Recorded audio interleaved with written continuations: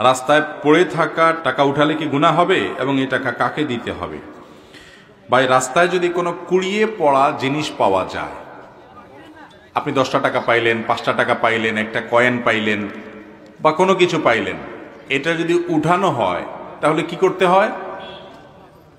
যদি রাস্তায় কোনো কিছু পড়ে থাকে দেখেন আপনি, জিনিসটা যদি খুব তুচ্ছ হয়, সামান্য হয়, ধরেন কথার কথা 2 টাকার কয়েন, এটা যার